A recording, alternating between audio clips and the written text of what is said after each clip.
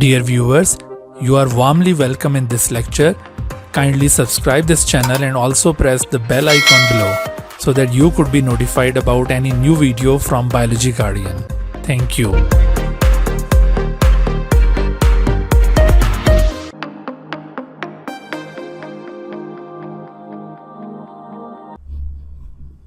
बिस्मिल्लाहिर्रहमानिर्रहीम।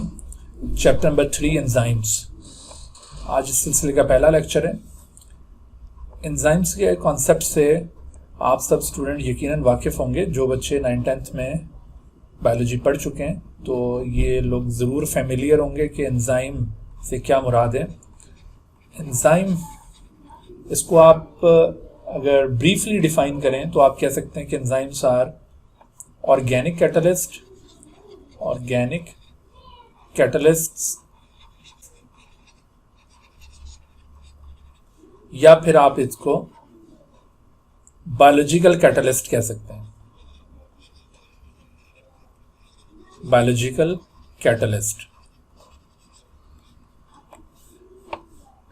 जब हम कैटलिस्ट वर्ड यूज करते हैं तो यहां पर कंप्लीट डेफिनेशन इसके अंदर ही आ जाती है। दरअसल कैटलिस्ट कोई भी ऐसा मॉलिक्यूल होता है जिसमें कम से कम 2 प्रॉपर्टीज आपको नजर आएंगी। यानी एक कैटलिस्ट में आपको जो प्रॉपर्टीज नजर आएंगी उनमें से एक प्रॉपर्टी तो ये होगी कि एक कैटलिस्ट लाजमी तौर पर रिएक्शंस को स्पीड अप करता है। कैटलिस्ट की फंडामेंटल प्रॉपर्टी होती है कि ये एक ऐसा मॉलिक्यूल होता है that speed up the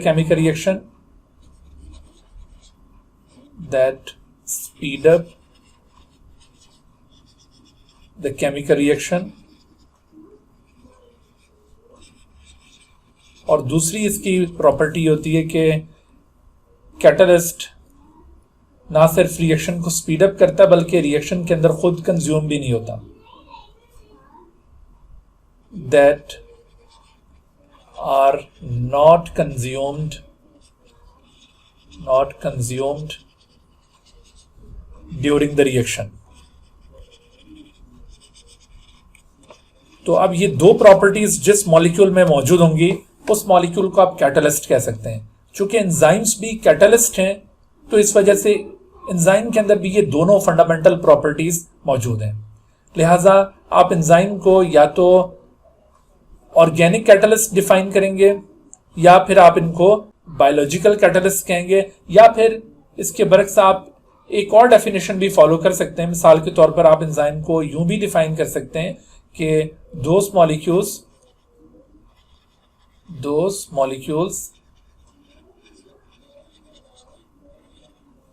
that speed up the biochemical reaction,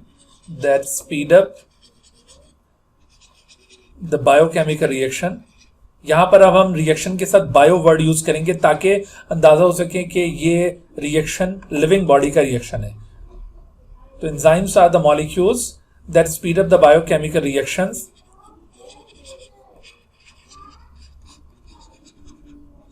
without being consumed।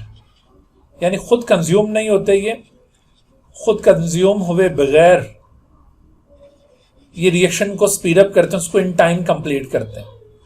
ठीक है, those molecules that speed up the biochemical reactions without being consumed are called enzymes।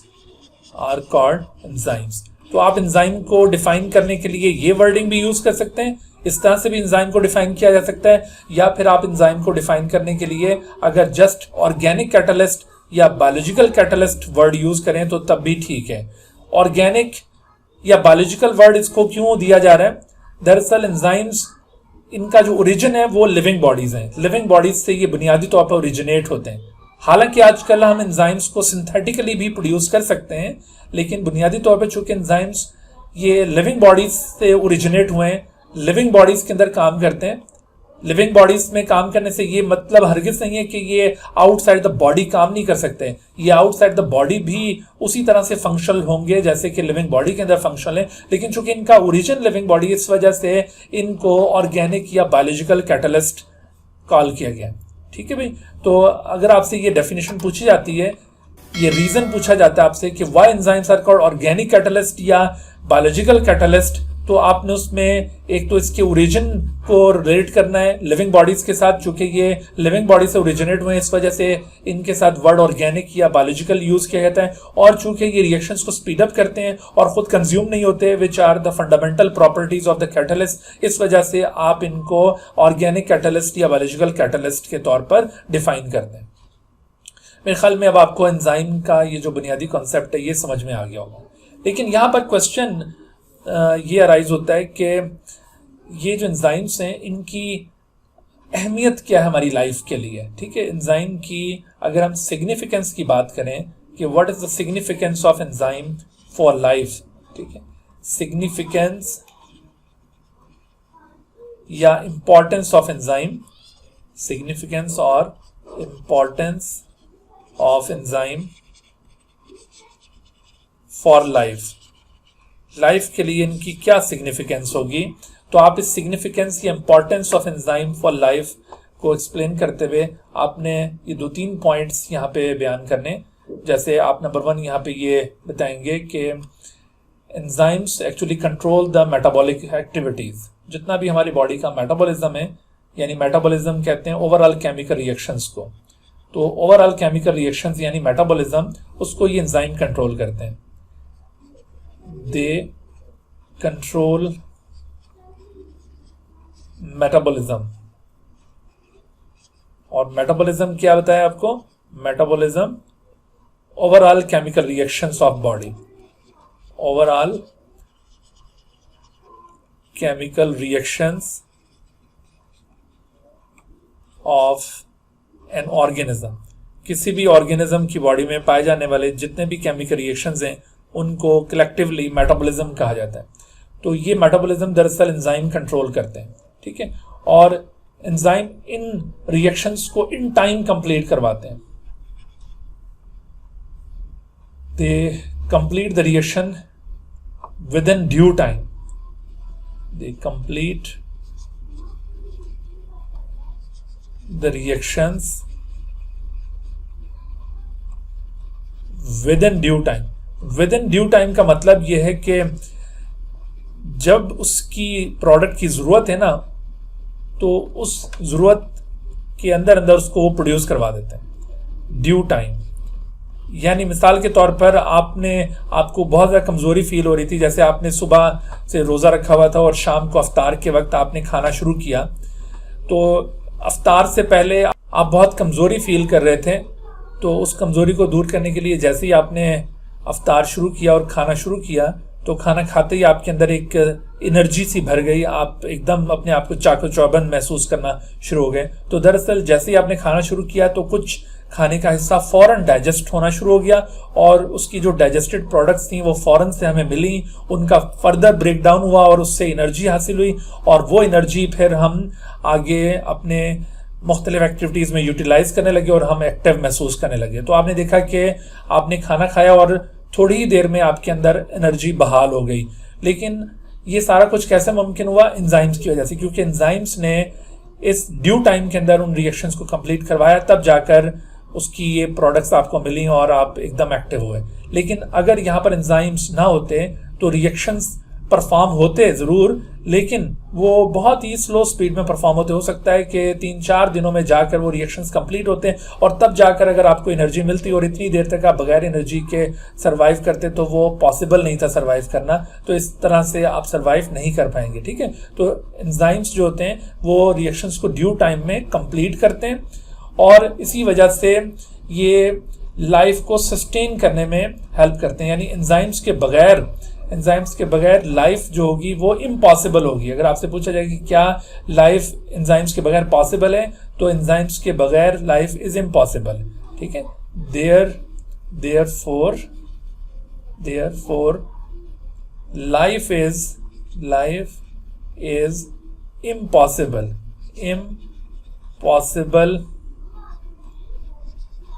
Without enzyme, ठीक है भाई। विदाउट एंजाइम, आप देखिए enzyme के बगैर हमारे बॉडी के अंदर रिएक्शंस तो हो सकते हैं, ठीक है, लेकिन उन रिएक्शंस की जो डिजायर्ड प्रोडक्ट हैं वो जब हमें हासिल होंगी तब तक हो सकता है कि हम खुद भी कायम ना रह पाएं। तो एंजाइम्स के बगैर लाइफ मुमकिन नहीं है।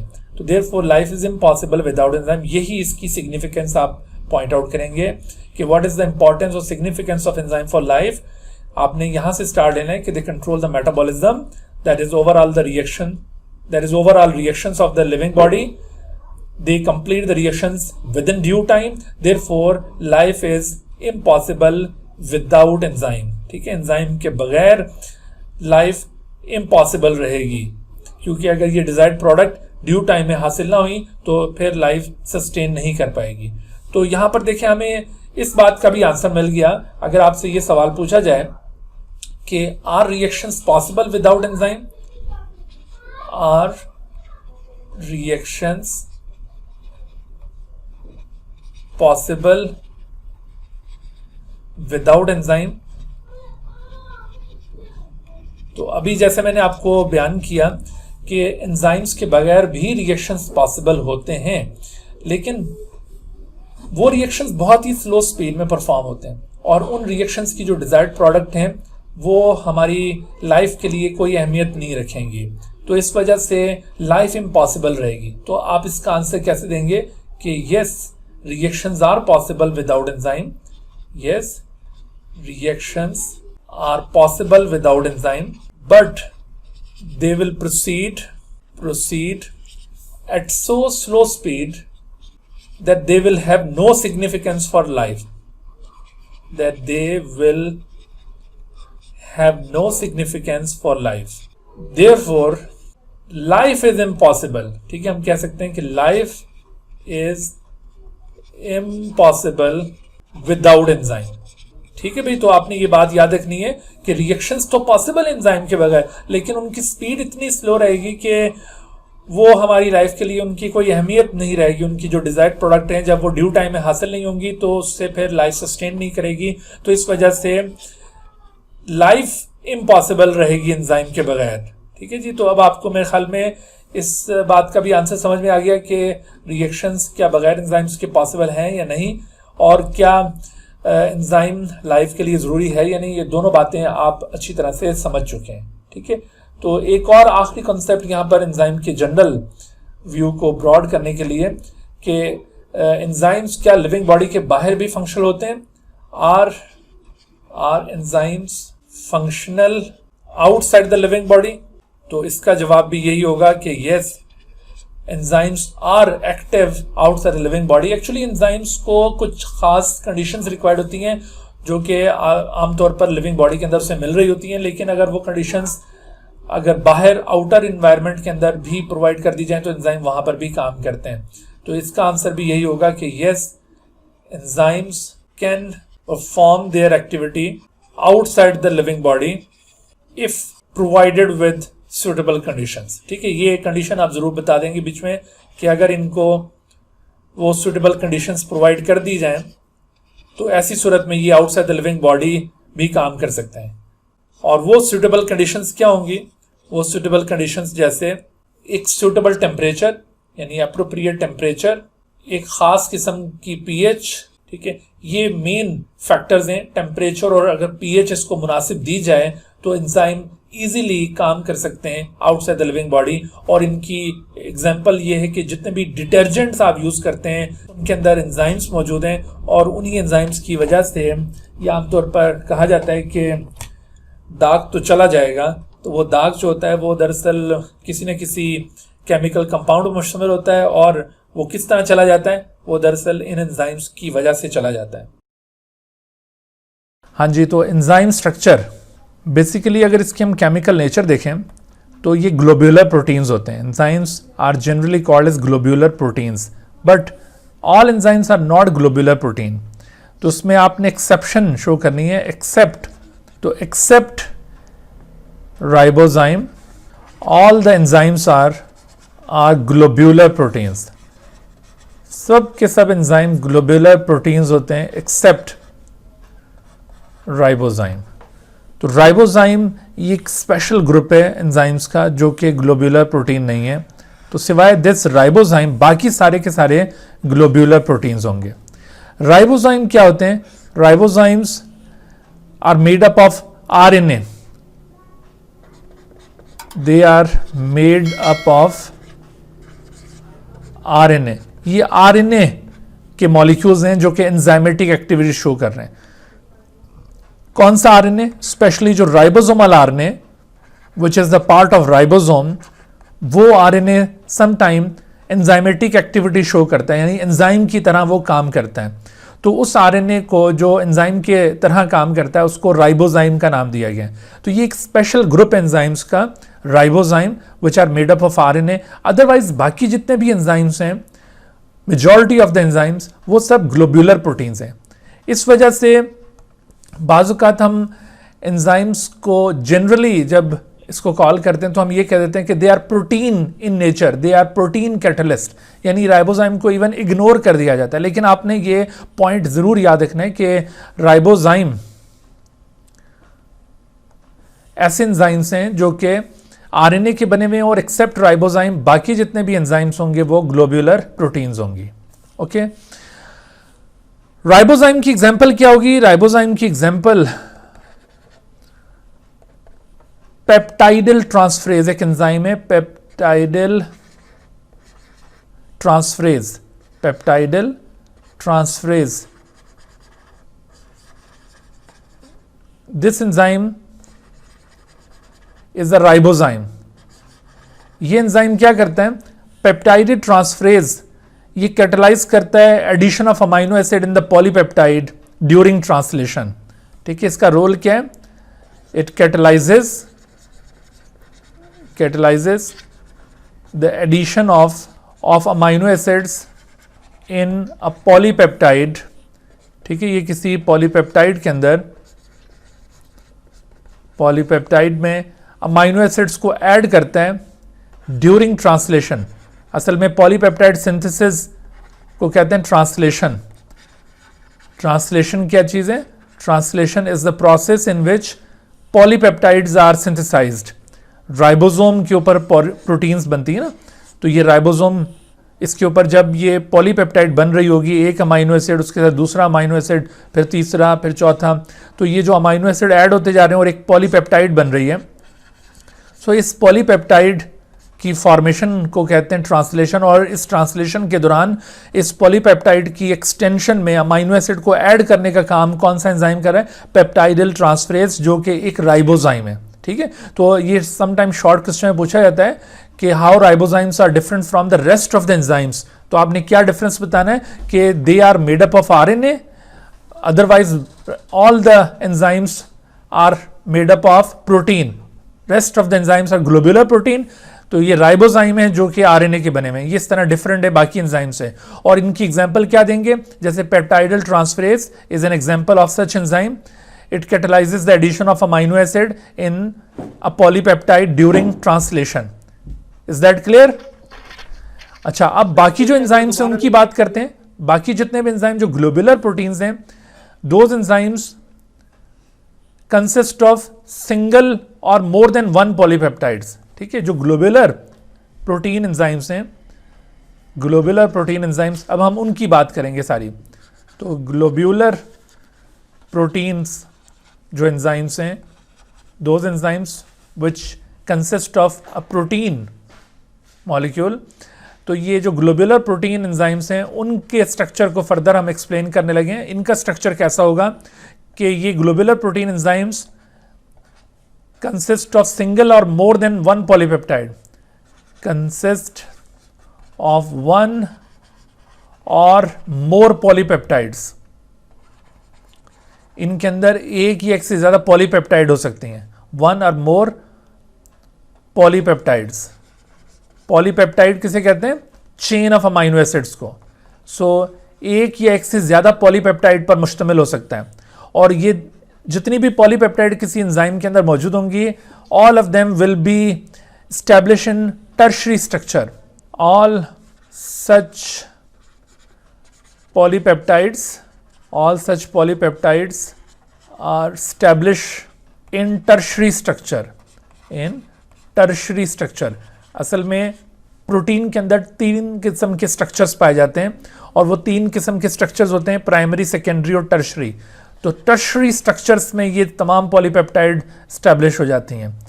यानी टर्शरी स्ट्रक्चर का मतलब क्या है? जैसे ये आपने चूंकि वो अभी सेकंड चैप्टर कंप्लीट नहीं पढ़ा ना, तो मैं थोड़ा थोड़ा साथ साथ आपको ये बायोमॉलिक्यूल वाले कॉन्सेप्ट भी साथ बता रहा हूँ, ठीक है।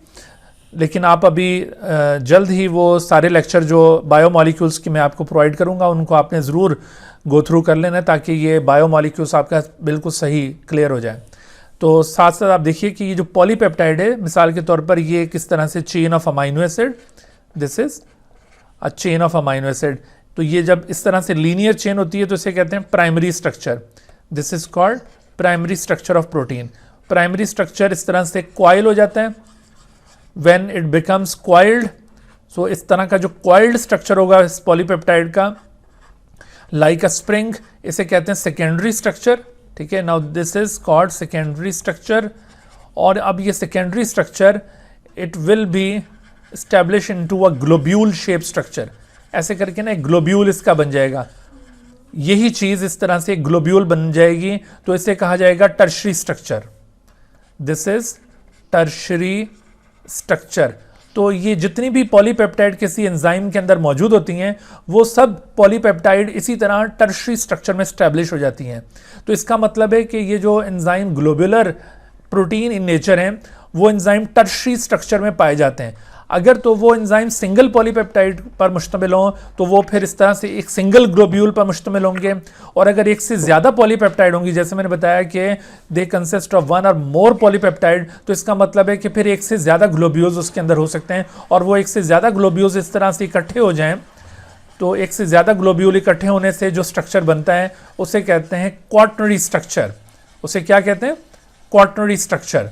तो एंजाइम्स के बारे में आप ये याद रखिए कि इनका स्ट्रक्चर कैसा होता है, ये या तो टर्शरी स्ट्रक्चर में पाए जाते हैं या फिर ये क्वाटर्नरी स्ट्रक्चर में पाए जाते हैं।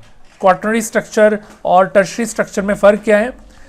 Tertiary structure consist of single globule, जबकि quaternary structure consist of cluster of globules. More than one globules अगर इकट्ठे मौजूद हों तो ये क्वाटर्नरी स्ट्रक्चर होगा, और एक सिंगल ग्लोब्यूल हो तो ये टर्शरी स्ट्रक्चर होगा।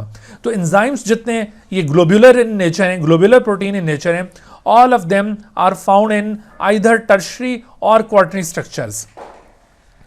Such enzymes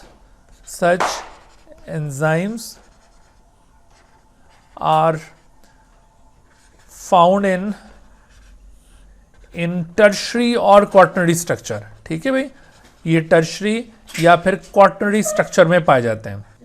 अच्छा, अब ज़रा देखिए, मिसाल के तौर पर ये एक एंजाइम का मैं ये ग्लोबुलर स्ट्रक्चर यूँ बनाता हूँ। मिसाल के तौर पर ये एक एंजाइम का ग्लोबुलर स्ट्रक्चर आप देख रहे हैं। सो इस ग्लोबुलर स्ट्रक्चर में आपके सामने ये एक इस तरह कैविटी यहाँ पे शो की है। So this cavity in this globular structure is called active site of enzyme. ये क्या चीज़ है? This is active site of the enzyme. Active site enzyme के इस ग्लोबुलर शेप स्ट्रक्चर में ख़ास जगह होती है जहाँ पर सबस्ट्रेट ने बाइंड करना होता है। एक्टिव साइट क्या है? The site where substrate has to be attached. The site where substrate is to be attached, where substrate is to be attached। हाँ जी, तो एक्टिव साइट क्या है? The site where substrate is to be attach, जहां पर substrate ने attach करना है। Substrate जो है ना, ये बुनियादी तौर पर एक ऐसा रिएक्टेंट होता है जिसने आगे चलकर प्रोडक्ट में चेंज होना होता है। Substrate is the reactant which is to be converted into product।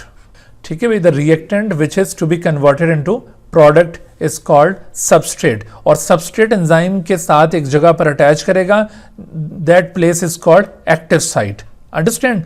तो एक्टिव साइट जो होती है ना, ये बाकी का जो स्ट्रक्चर है उसके मुकाबले में active site consist of few amino acid. It consist of 3 to 12 amino acids. Active site of enzyme ये बहुत कम अमाइनो एसिड्स पर मुश्तमिल है। Active site of enzyme consist of 3 to 12 amino acids. तो बेटे ये देखिए, ये इस डायग्राम में आप देख रहे हैं कि ये एंजाइम आपको दिखाया, तो एंजाइम की जो एक्टिव साइट है, इस एक्टिव साइट की कंपोजिशन आपको दिखाई कि एक्टिव साइट जो कि इस तरह से एक 3 डायमेंशनल कैविटी है, it consist of few amino acid, और वो अमाइनो एसिड कितने होते हैं, तकरीबन कोई 3 से लेकर 12 तक वो अमाइनो एसिड होंगे।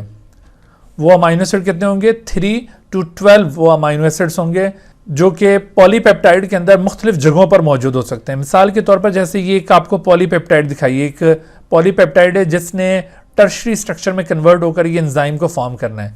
ये आपको टर्शरी स्ट्रक्चर नज़र आ रहा है इसका, तो टर्शरी स्ट्रक्चर में से कन्वर्ट होना है और उसके बाद फिर ये इस तरह से एक एंजाइम बन जाएगा, और इस एंजाइम के बनने के बाद ये जो आपको ब्लैक प्लेस नज़र आ रही है, this is actually the active site. लेकिन ये एक्टिव साइट जिन अमाइनो एसिड से मिलकर बनी है, उन अमाइनो एसिड्स की लोकेशन आप देख रहे हैं कि इस पॉलीपेप्टाइड में इन अमाइनो एसिड्स में से कुछ ये इस जगह पे मौजूद हैं, कुछ इस जगह पे मौजूद हैं, कुछ इस जगह पे और कुछ इस जगह पे।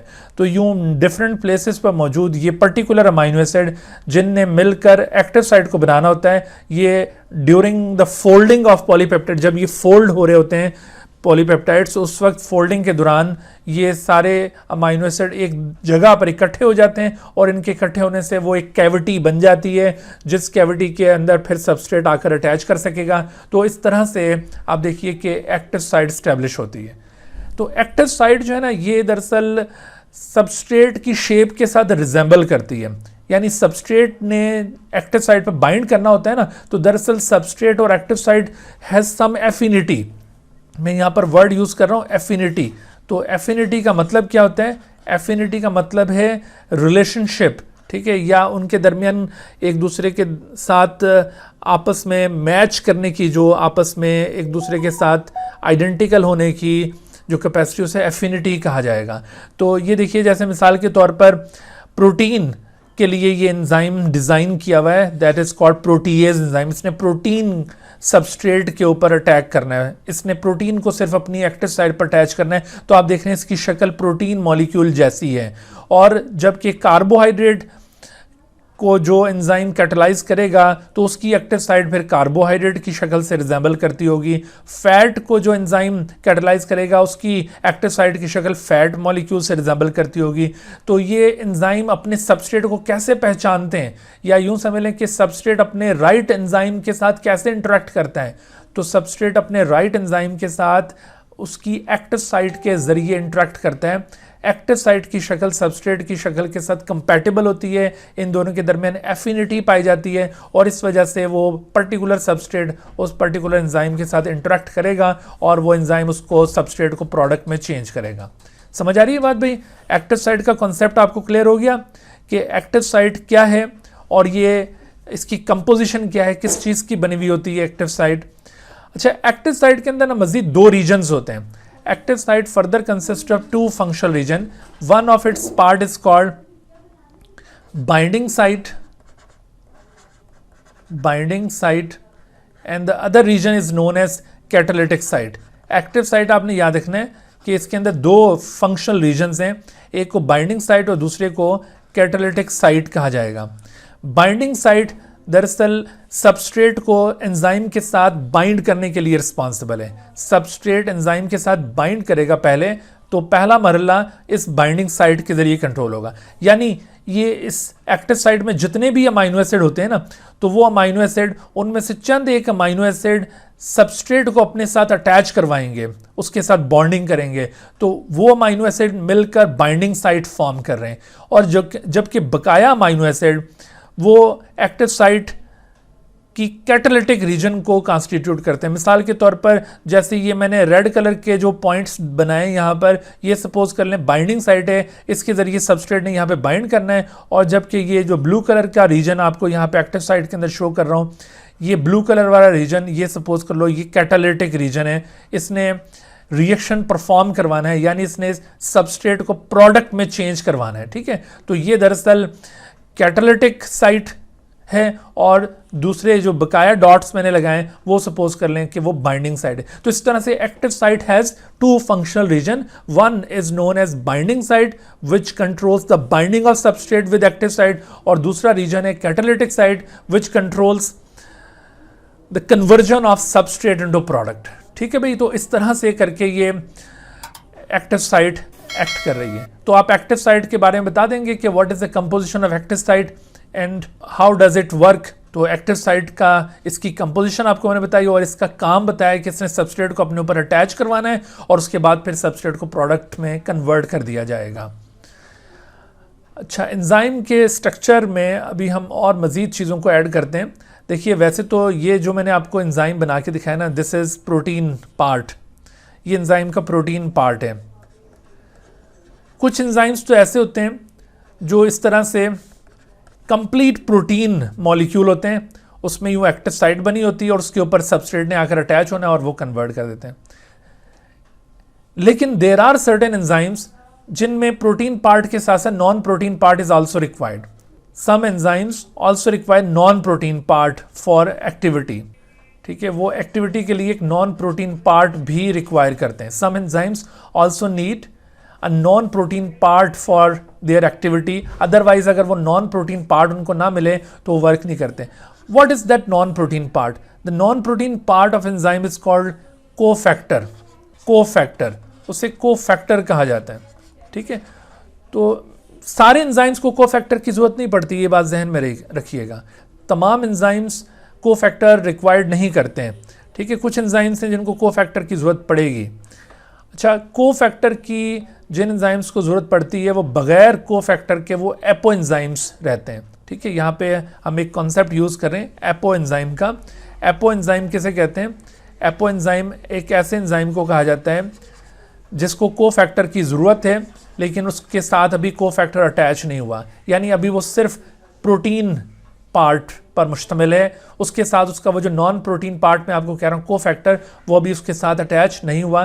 तो अभी वो क्या होगा? वो एपो एंजाइम होगा और ये एंजाइम कैटालिटिकली इनएक्टिव एंजाइम होगा। Catalytically inactive enzyme is called apoenzyme. Catalytically का मतलब क्या है? यानी वो अपना रिएक्शन परफॉर्म नहीं करता। ठीक है, catalytically inactive enzyme, inactive enzyme is called apo enzyme.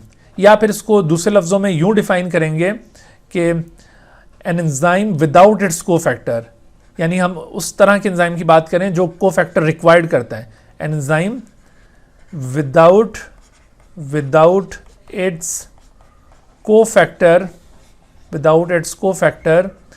is called apo enzyme. ठीक है जी, तो एपो एंजाइम को आप यूं भी डिफाइन कर सकते हैं या फिर आप कह सकते हैं कि catalytically inactive enzyme is called apoenzyme. जैसे इसको इसका non protein part that is cofactor इसके साथ मिलेगा तो इसको हासिल करने के बाद इट बिकम्स होलो एंजाइम। तो होलो एंजाइम किसे कहते हैं? देखिए, होलो एंजाइम एक ऐसा एंजाइम होगा जिसमें प्रोटीन पार्ट और नॉन प्रोटीन पार्ट दोनों कंबाइन हो चुके होंगे, यानी ये एंजाइम कैटालिटिकली एक्टिव एंजाइम बन जाएगा। कैटालिटिकली एक्टिव एंजाइम बन जाएगा ये। कैटालिटिकली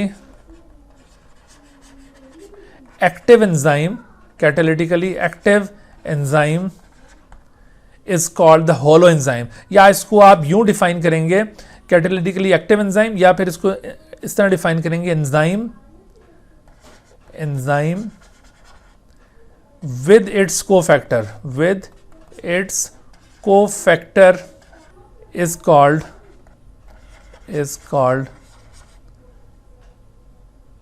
hollow enzyme। ठीक है, ये बात क्लियर हो गई कि enzyme with its cofactor is called holoenzyme, या ये एंजाइम कैटालिटिकली एक एक्टिव एंजाइम होगा, जबकि एपो एंजाइम किसे कह रहे हैं? Apoenzyme, the enzyme without its cofactor is called apoenzyme, या catalytically inactive enzyme is called apoenzyme. जैसे मैं अभी आपको ये डायग्राम में दिखाता हूँ कि मिसाल के तौर पर देखो, ये एक एंजाइम है, हमने यहाँ पे ये डायग्राम ड्रॉ की।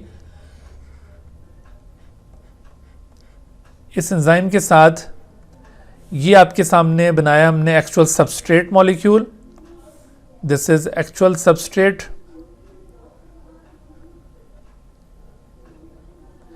और दूसरी तरफ हम यहां पे ड्रॉ कर रहे हैं एक और चीज। तो आप देखिए, ये जो ब्लैक कलर का मॉलिक्यूल है ना, this is actually the cofactor. और ये क्या चीज़ है, ये ग्रीन कलर का molecule, this is the substrate, ये सबस्ट्रेट है। और ये जो ब्लू कलर में हमने मॉलिक्यूल ड्रॉ किया है ये एंजाइम है, लेकिन ये एंजाइम का सिर्फ प्रोटीन पार्ट है, एंजाइम का ये सिर्फ प्रोटीन पार्ट है, this is just protein part. अच्छा, अब अगर ये कोफैक्टर इसके साथ मिलेगा तो सबस्ट्रेट प्रॉपरली फिट होगा। आप देखें इसकी शक्ल कुछ इस तरह के बनी हुई है कि खाली अगर सबस्ट्रेट यहाँ पर अटैच करेगा तो ये जगह खाली रहेगी, तो ऐसी सूरत में एंजाइम इनएक्टिव रहना है, इसने काम नहीं करना जब तक कि कोफैक्टर यहाँ पे ना आ जाए। ठीक है, तो कोफैक्टर इसके साथ मिलेगा तो फिर ये एक्टिव हो जाएगा और ये बन जाएगा हॉलो एंजाइम, और बगैर इस कोफैक्टर के अटैच हुए ये क्या होगा, एपो एंजाइम होगा। अंडरस्टैंड? लेकिन बेटे ये यहाँ पर एक और बात भी क्लियर करता चलो मैं आपको कि जी मोहम्मद तलहा साहब कुछ पूछना चाह रहे हैं। मैं कह रहा हूँ किसी भी एंजाइम में सिर्फ प्रोटीन नहीं होता सर, आपने कहा ना sir all enzymes are protein in nature. हाँ जी बिल्कुल, प्रोटीन इन नेचर हैं, लेकिन मैंने साथ अभी आपको पिछली स्लाइड पे क्या दिखाया, मैंने कहा कि some enzyme also need a non protein part for its activity, यानी ये एंजाइम के साथ अटैच होते हैं एक्टिविटी परफॉर्म करने के लिए, और उसके बाद फिर ये या तो डिटैच हो जाते हैं या फिर उसका पार्ट बने रहते हैं। ठीक है, तो ये नॉन प्रोटीन पार्ट कहलाते हैं कोफैक्टर्स। एंजाइम का जो बुनियादी स्ट्रक्चर है यानी मेजर पोर्शन वो प्रोटीन इन नेचर है, लेकिन कुछ एंजाइम्स को नॉन प्रोटीन पार्ट भी रिक्वायर्ड होगा। ठीक है जी, क्लियर हुई बात? Okay sir. हाँ जी, तो मैं आपको एक और चीज़ समझा रहा हूँ कि देखो ये जो एपो एंजाइम और हॉलो एंजाइम का मैंने कॉन्सेप्ट आपको दिया है ना, तो ये इसका थोड़ा सा व्यू हम और ज़रा क्लियर कर लें। देखो अभी मैंने एग्जांपल दी आपको कि कुछ एंजाइम्स ऐसे हैं that do not need cofactor, जैसे एग्जांपल है पेप्सिन। पेप्सिन एक ऐसा एंजाइम है जब वो सीक्रेट होता है तो वो पेप्सिनोजन की फॉर्म में होता है, पेप्सिनोजन। जब वो सीक्रेट होगा तो उस वक्त वो पेप्सिनोजन की फॉर्म में होगा, और उसके बाद फिर ये pepsinogen it becomes the pepsin, ये फिर पेप्सिन बन जाएगा। अब ये जो मैं आपको एग्जांपल देने जा रहा हूँ पेप्सिनोजन और पेप्सिन की, ये कैसा एंजाइम है that does not required cofactor. ठीक है, ये मैं आपको एग्जांपल दे रहा हूँ, an example of enzyme that does not need cofactor. Cofactor की इसको ज़रूरत नहीं है, ये बगैर कोफैक्टर के काम करने वाला है, और बहुत सारे ऐसे एंजाइम्स होते हैं जो बगैर कोफैक्टर के काम करते हैं। ठीक है, लेकिन दूसरी तरफ ऐसे एंजाइम्स भी हैं जिनको कोफैक्टर की ज़रूरत पड़ेगी। अब देखो ये जो एंजाइम जिसकी मैं एग्जांपल दे रहा हूँ, तो इसमें जो इसकी पेप्सिनोजन फॉर्म है ना, ये इनएक्टिव फॉर्म है। पेप्सिनोजन की फॉर्म में ये इनएक्टिव होता है, ये काम नहीं करता, इनएक्टिव, ये इसकी इनएक्टिव स्टेट है। लेकिन जब ये पेप्सिन बन जाता है तो ये एक्टिव स्टेट में आ जाता है। ये किस स्टेट में आ जाता है? एक्टिव स्टेट में। ये किस तरह से होता है?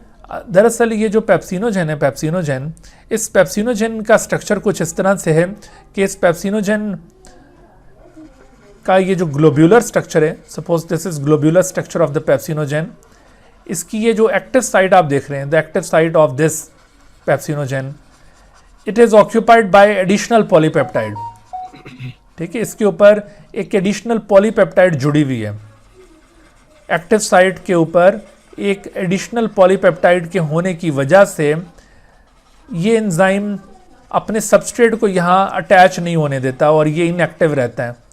ठीक है, ये देखो कि ये एक्टिव साइट है इसकी, this is actually active site, और इसके ऊपर मैं आपको दिखा रहा हूँ कि एन एडिशनल पॉलीपेप्टाइड, उसको चलो ये थोड़ा सा डिफरेंट कलर से हम दिखाते हैं, this additional polypeptide is occupied. So this additional polypeptide जब तक ये मौजूद रहेगी तो तब तक इसने काम नहीं करना, ये इनएक्टिव रहेगा इस एडिशनल पॉलीपेप्टाइड की वजह से। जैसे ये एडिशनल पॉलीपेप्टाइड यहाँ से रिमूव होती है, एडिशनल पॉलीपेप्टाइड ये यहाँ से रिमूव हो गई, तो ऐसी सूरत में इसके रिमूव होने के बाद ये काम करना शुरू कर देगा। ठीक है, when this additional polypeptide has been removed, ये वही एडिशनल पॉलीपेप्टाइड है, जैसे ये रिमूव हो जाएगी तो फिर ये एक्टिव स्टेट में आ जाएगा। तो अब ये रिमूवल होगा कैसे? तो रिमूवल इस तरह से होगा कि when this enzyme is exposed in acidic pH, when it is exposed in acidic pH, और वो एसिडिक पीएच कितनी चाहिए होती है? अराउंड 2.0। ये इतनी एसिडिक पीएच में अगर ये एक्सपोज हो तो this additional polypeptide will be removed, और जैसे ये रिमूव होगी तो इट बिकम्स एक्टिव, और इसकी एक्टिव स्टेट को क्या नाम देते हैं? पेप्सिन। और जब तक ये इनएक्टिव था तब तक उसको क्या कहते थे? पेप्सिनोजेन। समझ आ रही है बात आपको? तो अब आप देखिए कि ऐसे एंजाइम्स में देखो कोई नॉन प्रोटीन पार्ट का यहाँ पर कोई जिक्र ही नहीं आया, यहाँ पे कोई कोफैक्टर वगैरह नहीं चाहिए एक्टिव होने के लिए, बस वो एडिशनल पॉलीपेप्टाइड हटी तो ये एक्टिव हो गया। तो ऐसे केस में हम एपो एंजाइम किसको कहेंगे और होलो एंजाइम किसको कहेंगे? बताओ, ये जो पेप्सिनोजेन वाली इसकी फॉर्म है, ये एपो एंजाइम कहलाएगी या होलो एंजाइम कहलाएगी? क्या कहना चाहिए आपके ख्याल में? देखो बच्चों, ये पेप्सिनोजेन की स्टेट में ये इनएक्टिव है ना, तो इस वजह से ये इसकी एपो एंजाइम स्टेट है, ये इसकी एपो एंजाइम स्टेट है, ठीक है। In this state it is apo enzyme. लेकिन जब ये कैटालिटिकली एक्टिव स्टेट में आ जाता है then it becomes a holoenzyme. तो आपने ये याद रखना है कि होलो एंजाइम का ये मतलब हरगिज नहीं है कि एक ऐसा एंजाइम जिसके साथ नॉन प्रोटीन पार्ट भी अटैच होगा तो तभी वो होलो एंजाइम बनेगा। देखो, जो pure protein in nature enzymes होते हैं ना, वो होलो एंजाइम किसी और तरह से भी बन सकते हैं। असल में होलो एंजाइम का कॉन्सेप्ट क्या है? Catalytically active state of enzyme is called holoenzyme. यानी जब वो एक्टिव होगा तो होलो एंजाइम कहलाएगा, और जब वो एक्टिव नहीं है तो वो एपो एंजाइम है। अब ये अलग बात है कि किसी एंजाइम में ये जो एक्टिवेशन है कोफैक्टर के जरिए होगी, और किसी एंजाइम में ये एक्टिवेशन कोफैक्टर के बगैर भी हो सकती है, जैसे आपने यहाँ पे मुलाहिजा किया। तो अब मेरे ख्याल में आपको ये पॉइंट समझ में आ गया होगा कि दरअसल एपो एंजाइम और होलो एंजाइम में फ़र्क होता क्या है। तो आपको मैंने ये जो दो डेफिनेशंस इसकी लिखवाई हैं वो इसीलिए लिखवाई हैं कि एपो एंजाइम की ये जो डेफिनेशन है ऊपर वाली कि कैटालिटिकली इनएक्टिव एंजाइम, ये ज़्यादा जनरल डेफिनेशन है कि अगर आप इसको यूं डिफाइन करेंगे कि कैटालिटिकली इनएक्टिव एंजाइम, तो ये ज़्यादा जनरल डेफिनेशन बन जाएगी। अदरवाइज अगर आप यूं डिफाइन करते हैं तो ये स्पेसिफिक डेफिनेशन बन जाती है। ये सिर्फ उन एंजाइम्स को रिप्रेजेंट करेगी जिनको कोफैक्टर की ज़रूरत होती है, और वो बगैर कोफैक्टर के वो क्या बन जाते हैं? Apo enzyme. और इसी तरह से होलो एंजाइम की भी ये पहले वाली जो डेफिनेशन है, ये डेफिनेशन जनरल डेफिनेशन है होलो एंजाइम के लिए। लेकिन अगर आप इसको यूं डिफाइन करते हैं कि enzyme with its cofactor is called holoenzyme, तो ये उन एंजाइम्स को रिप्रेजेंट कर रही है डेफिनेशन जिनको कोफैक्टर रिक्वायर्ड होता है एक्टिवेशन के लिए, और जैसे कोफैक्टर मिलता है तो तब वो होलो एंजाइम बनते हैं। ठीक है भाई, यहां तक बात क्लियर हो गई आपको? सर जी, मैंने एक क्वेश्चन पूछना। जी जी, बिस्मिल्लाह, पूछिए। सर ये नॉन प्रोटीन पार्ट, इसका क्या मतलब है सर जी? नॉन प्रोटीन पार्ट बेटे के ये प्रोटीन का बना हुआ नहीं होगा, ये किसी और केमिकल नेचर पर मुश्तमिल होगा। हम अभी अगले लेक्चर के अंदर ये कोफैक्टर की केमिकल नेचर पढ़ेंगे कि कोफैक्टर में क्या क्या केमिकल कंपोजिशन हो सकती है, ठीक है। तो लेकिन ये प्रोटीन इन नेचर नहीं होगा, प्रोटीन के अलावा ये कोई और XYZ केमिकल कंपोजिशन का होगा, वो आपको अगले लेक्चर के अंदर इंशाल्लाह पॉइंट आउट किया जाएगा। ठीक है भाई, क्लियर होगी बात? Yes sir. चलें जी, ओके, अल्लाह हाफिज़। कल इसी तरह से 9 बजे फिर हम मिलेंगे, तब तक के लिए अल्लाह। Dear viewers, thank you for watching this video. If you have not subscribe this channel, kindly subscribe it and also press the bell icon below so that you could be notified about any new video lecture from Biology Guardian. And also do not hesitate to ask any question regarding this lecture. My contacts are shown on the screen. Thank you once again.